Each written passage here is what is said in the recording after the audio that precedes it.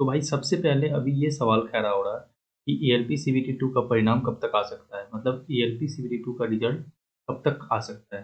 क्योंकि बहुत से ऐसे स्टूडेंट्स के मन में डाउट है कि कब तक रिजल्ट आएंगे। कितना तो अभी साइको का प्रिपरेशन करना भी स्टार्ट नहीं किया है, क्योंकि वो रिजल्ट का वेट कर रहे हैं कि रिजल्ट आएंगे तब जाके साइको का प्रिपरेशन करेंगे। तो ऐसे में सबसे बड़ा सवाल पैदा होता है कि रिजल्ट कब तक आ सकता है। जो आप लोगों का जो रिजल्ट है, एग्ज़ाम हुआ था 2 मई और 6 मई को जो आपका एग्ज़ाम हुआ था सीबीटी 2 का, उसका रिजल्ट कब तक आ सकता है। तो इस वीडियो में हम एक परिणाम, जो अनुमानित तिथि है रिजल्ट का, वो एक डेट को मान के चलेंगे कि कब तक आ सकता है। बहुत सारे स्टूडेंट को आ रहा है कि नॉर्मलाइजेशन होगा कि नहीं होगा।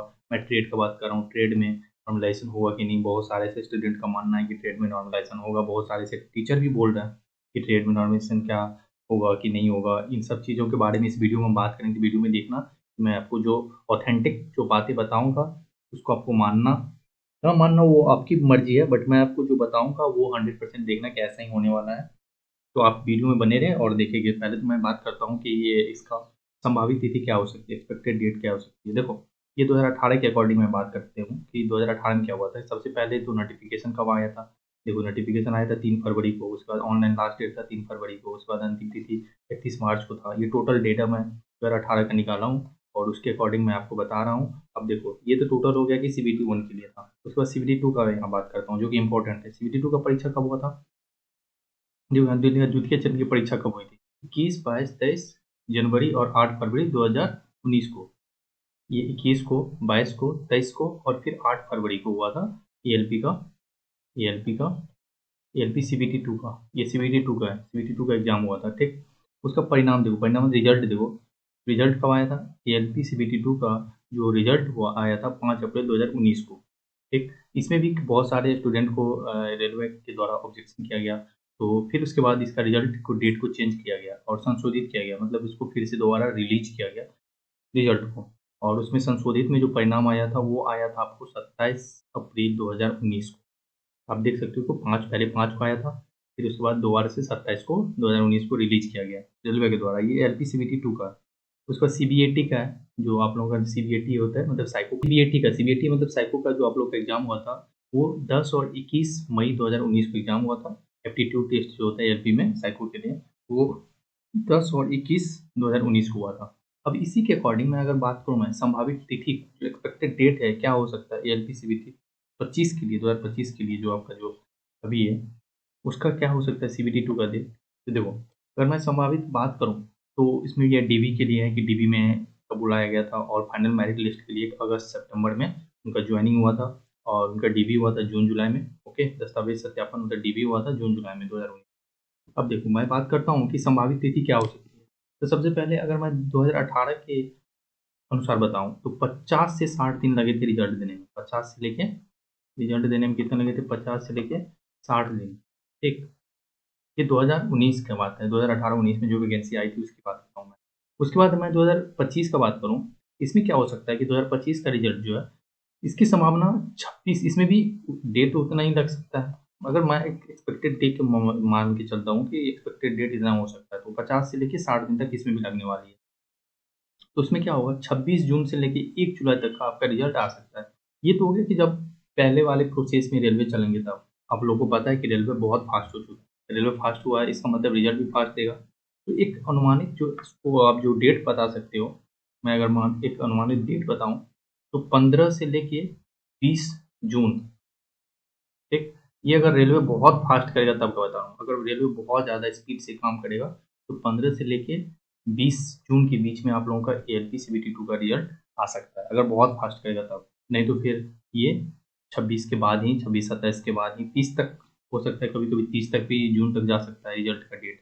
अगर बहुत ज़्यादा रेलवे फास्ट काम करेगी तो 15 से लेके 20 जून के बीच में इसको रिजल्ट दे देगी, रेलवे के द्वारा पब्लिश कर दिया जाएगा। तो ये हो गया कि आपका संभावित तिथि, ये इतना हो सकता है। अब बात करते हैं कि सबसे ज़्यादा जो कन्फ्यूज़न हो रहा है वो हो रहा है ईएलपी का, कि कैसे इसमें कितना नॉर्मलाइजेशन होगा कि नहीं। वहाँ काम करता है कि सपोज करते हैं कि आपने बिलासपुर जोन से फॉर्म भरा। फॉर्म भरने के बाद आपका एग्जाम हुआ। सपोज दैट इसमें सीबीटी 2 का बात मैं बता रहा हूँ। सीबीटी 2 में जैसे कि एग्जाम हुआ था 2 मई को, इसका सीबीटी 2 का एग्जाम हुआ था। तो 2 मई की सीबीटी 2 में जो एग्जाम जो हुआ था, सारे बिलासपुर जितने भी स्टूडेंट हैं, सारे बिलासपुर वाले स्टूडेंट का एक ही शिफ्ट में एग्जाम हुआ था, एक ही डेट को, और सारे के लिए क्वेश्चन लेवल जो था पार्ट ए का मैं बात कर रहा हूँ, पार्ट ए के लिए सबका क्वेश्चन लेवल सेम था। और वही बात पार्ट टू के लिए भी सबका लेवल सेम था, क्योंकि पार्ट टू में जो आपका ट्रेड आया था, ट्रेड में 75 क्वेश्चन जो आपके थे, जो आपके क्वेश्चन थे वही औरों को भी क्वेश्चन थे। अगर आपका ब्रांच सेम था, मान लो कि आपका ब्रांच इलेक्ट्रॉनिक्स मैकेनिक्स था, या फिर डीजल मैकेनिक्स था, इलेक्ट्रीशियन था, जो भी आपका ब्रांच था, उसके अकॉर्डिंग क्या था कि आपका जो ब्रांच था उसमें जितने भी स्टूडेंट ने फॉर्म फिलअप किया था उसका भी एग्जाम का लेवल सेम वही था जो आपके लिए एग्जाम का लेवल था। तो ऐसे में अगर मान लो कि यही तरह बिलासपुर का अगर एग्जाम मान लो कि 2 को और 6 को दोनों डेट में पड़ता, इसमें हो सकता था क्वेश्चन का लेवल अप हो सकता था, इसमें हो सकता है क्वेश्चन का लेवल डाउन हो सकता, या इसमें हो सकता था डाउन, इसमें हो सकता था अप हो सकता था क्वेश्चन का लेवल, क्योंकि ये स्टूडेंट के साथ नाइंसाफी हो जाता कि 2 शिफ्ट में एग्जाम हुआ है और दोनों दिन एग्जाम में लेवल जो है क्वेश्चन का वो अलग अलग पूछा गया, क्योंकि कोई भी ऐसा रेलवे नहीं है और कोई भी ऐसा जो एग्जाम जो क्वेश्चंस बनाते हैं वो दोनों दिन का question same as it is तो दे नहीं सकता, और लेवल कभी न कभी अप और डाउन हो सकता है। जिस तरह से बता रहे हैं कि 6 मई को जो एग्जाम हुआ था उसमें क्वेश्चन जो है उसका काफ़ी हार्ड आया था, पार्ट ए का मैं बात कर रहा हूँ, कंपेयर टू 2 को जो हुआ था 2 मई को उसके कंपेयर में। तो आप ये देखो ना कि आपका जो बिलासपुर जोन था, आपके बिलासपुर जोन से सपोज दैट आपने फॉर्म फिलअप किया था और आपका जो एग्जाम हुआ है, तो आपको तो प्रॉपर उसी जोन के स्टूडेंट के साथ कंपटीशन फेस करना है और उसी जोन के साथ आपका कंपटीशन है, तो इसमें नॉर्मलाइजेशन कोई सवाल पैदा नहीं होता। नॉर्मलाइजेशन मुझे जहाँ तक लगता है कि नॉर्मलाइजेशन नहीं होने वाला है। ओके, नॉर्मलाइजेशन नहीं होगा।